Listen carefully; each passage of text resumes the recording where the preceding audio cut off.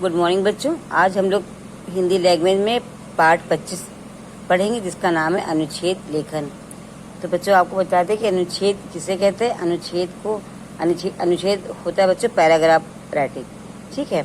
तो अनुच्छेद जो होता है बच्चों हिंदी में अनुच्छेद लेखन गद्य की एक विधा होती है, ठीक है। जैसे आप अंग्रेजी में एक पैराग्राफ लिखते हैं, उसी प्रकार से हिंदी में अनुच्छेद लेखन जो है वो गद्य की एक विधा है। और इसके अंतर्गत जो दिए के विषय पर जो भी आपको विषय मिले, जो भी आपको टॉपिक मिलता है, उस पर अपने विचारों को प्रकट किया जाता है, ठीक है। जो भी आपको विषय मिला है कि हम इस विषय पर आपको अनुच्छेद लिखना है, उस विषय में आप अपने विचारों को लिखते हैं। और यह गद्य की सबसे संक्षिप्त लेखन विधा है। बहुत छोटे से लेख में आपको अपनी संपूर्ण बातें कहनी होती हैं। ये अनुच्छेद की एक विशेषता होती है। 8 से 10 वाक्यों में विषय पर लिखना होता है। वाक्य छोटे हों और एक दूसरे से कड़ियों में संबद्ध हों। ये अनुच्छेद लिखते समय इस बात का ध्यान रखना होता है कि वाक्य छोटे हों और एक दूसरे से जुड़े हों। तो अनुच्छेद लेखन जो है वो में इस बात का विशेष ध्यान रखना होता है कि उसमें अनावश्यक विस्तार हमें नहीं दे रहा है। तो आपको बता दें कि किन किन बातों को लिखना है और किन किन बातों से हमें उसमें बचना है। अब देखिए, अनुच्छेद लेखन में भूमिका नहीं होती है। आपको जो भी आपको विषय मिला है उसमें सीधे सीधे आपको उसके बारे में लिखना है, अपने विचार लिखने हैं, अपने भाव लिखने हैं।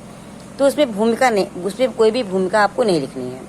निष्कर्ष देने की आवश्यकता नहीं होती। मतलब आखिरी में, जैसे निबंधों में आप लोग आखिरी में निष्कर्ष लिखते हैं, तो वो अनुच्छेद में नहीं होता है।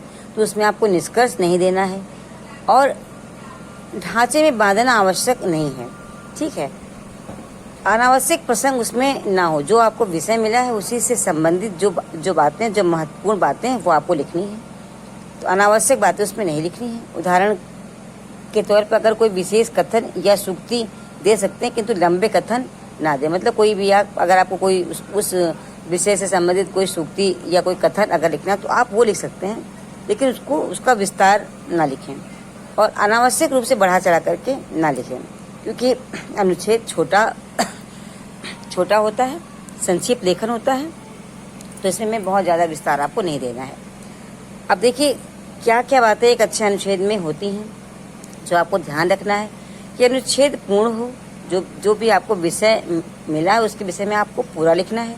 वाक्य छोटे हों लेकिन एक दूसरे से जुड़े हों, सुसंबंध हो, यानी कि एक के बाद जो दूसरा वाक्य जो आप लिखें वो पहले वाक्य से जुड़ा हो, ठीक है।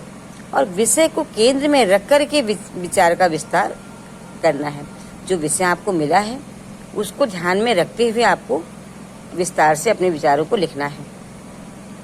अनुच्छेद 80 और 100 शब्दों में हो। ज़्यादा बड़ा अनुच्छेद नहीं लिखते हैं, बहुत छोटा सा लिखना होता है एक पैराग्राफ में। तो सरल भाषा हो और प्रभावपूर्ण हो। भाषा बहुत ज़्यादा उसमें कठिन नहीं लिखनी है। तो भाषा सरल हो और प्रभावपूर्ण हो और सीधे विषय से ही लेखन आरंभ किया जाना होता है। इसमें जो भी विषय आपको मिला है उसमें आप सीधे भाषा अपनी आपको लिखनी। उसमें ना आपको भूमिका लिखनी है, ना आपको आखिरी में कोई निष्कर्ष लिखना है। एक आपको देखिए उदाहरण बताते हैं। जैसे सच्चा मित्र एक वरदान, ये आपको विषय मिला है, इस पर आपको अनुच्छेद लिखना है। तो सीधे सीधा विषय के ऊपर आप आ जाएंगे कि सच्चा मित्र जीवन में उस कड़वी औषधि के समान होता है। इस प्रकार इसमें देखिए सीधे अपने मित्र के विषय में लिखना प्रारंभ हो गया है। तो आप अपनी भावनाओं में, अपने शब्दों में इस अनुच्छेद को लिखेंगे। तो ज़्यादा विस्तार नहीं देना है, कम से कम शब्दों में 80 से 100 शब्दों में अपनी पूरी बात को जो है कह देना है।